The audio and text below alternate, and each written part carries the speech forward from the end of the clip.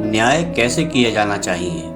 यह बहुत ही सुंदर पुरानी कहानी आपको ये समझने में मदद करेगी कि किसी भी तकरार या झगड़ों का बुद्धिमानी और सूझबूझ से कैसे समाधान निकाला जाता है। बहुत पुरानी बात है, एक बहुत बड़ा राज्य था। वहाँ के राजा एक बहुत ही बुद्धिमान, शूरवीर और न्यायप्रिय राजा थे। उनका बहुत ही अच्छा स्वभाव था और वे दयालु भी बहुत थे। इस कारण केवल उनके राज्य की जनता ही नहीं बल्कि आसपास के राज्यों में भी उनकी बहुत ज़्यादा चर्चा और प्रशंसा हुआ करती थी। उनके बहुचर्चित होने का एक कारण यह भी था कि वह किसी भी जटिल समस्या का समाधान अपनी कुशाग्र बुद्धि से चुटकियों में निकाल लिया करते थे। उनकी काबिलियत को ध्यान में रखते हुए कई बार पड़ोसी राज्य के राजा भी अपने जटिल मुकदमों को उनके पास निवारण के लिए लेकर के आया करते थे। एक बार उनके ही राज्य के 3 भाई उनके दरबार में एक समस्या लेकर के आए। राजा ने उनसे उनकी समस्या पूछी। तीनों भाइयों में से बड़े भाई ने अपनी समस्या के बारे में बताना शुरू किया। उसने कहा, महाराज, हमारे पिताजी कुछ ही दिनों पहले स्वर्गवासी हुए हैं और जाते जाते उन्होंने एक वसीयत भी बनाई है और वह वसीयत ही हमारी समस्या का मुख्य कारण बन चुकी है। उसने आगे बताया कि हमारे पिताजी के पास 19 घोड़ियां थीं, इसलिए पिताजी ने उन 19 घोड़ियों को हम तीनों भाइयों में बंटवारा किया है।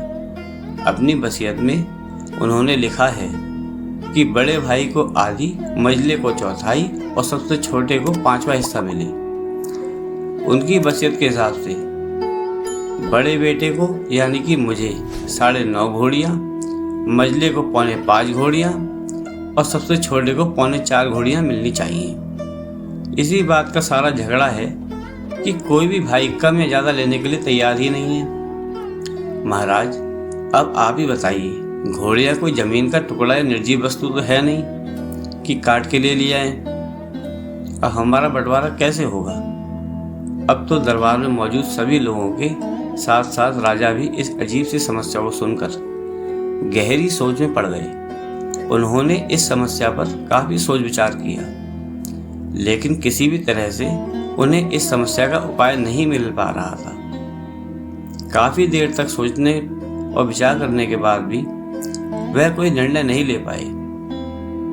जब काफी सोचने के बाद भी उन्हें कोई उपाय नहीं सूझा तो आखिरकार उन्होंने सभी दरबारियों को संबोधित करते हुए कहा कि उन्हें एक दिन का समय दिया जाए।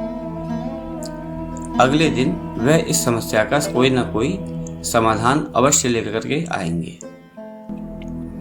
दरबार में बैठे सभी लोग बहुत ही ज्यादा आश्चर्यचकित थे कि इतने होशियार और कुशाग्र बुद्धि वाले महाराज भी इस समस्या का समाधान नहीं निकाल पाए। सभी ये सोचने लगे कि अब शायद इस जटिल समस्या का समाधान कभी भी निकल ही नहीं पाएगा। अगले दिन सुबह फिर से जब दरबार लगा तो राजा ने कहा, कृपया मुझे क्षमा करें, मैं कोई भी हल नहीं निकाल पाया, इसलिए एक घोड़ी मैं अपनी तरफ से 19 घोड़ियों में मिला देता हूँ, जिससे अब घोड़ियों की संख्या 20 हो जाएगी और तीनों भाई ठीक से उनका बंटवारा भी कर पाएंगे। तीनों भाइयों को भी ये बात ठीक लगी। उन्होंने उन 20 घोड़ियों की अपने पिता की वसीयत के मुताबिक बंटवारा किया।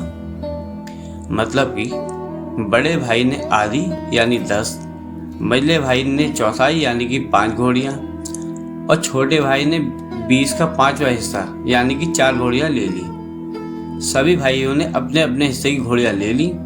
फिर भी अंत में एक घोड़ी बच गई, जिसे उन्होंने राजा को वापस लौटा दिया। राजा ने एक बार फिर से अपनी बुद्धि कौशल का प्रयोग करके इतनी विकट समस्या को बड़ी ही आसानी से सुलझा दिया। राजा की सभी प्रजा को अपने राज्य की समझदारी और बुद्धिमानी पर एक बार फिर से बहुत ही ज्यादा गर्व हुआ। तो प्रिय दोस्तों, कैसी लगी आपको ये वीडियो? अगर वीडियो पसंद आई हो तो कृपया लाइक, शेयर और कमेंट करें और ऐसी ही ज्ञानवर्धक और मनोरंजन से भरी वीडियो देखने के लिए हमारे चैनल चिपड़ू ज्ञान को सब्सक्राइब जरूर कर लें।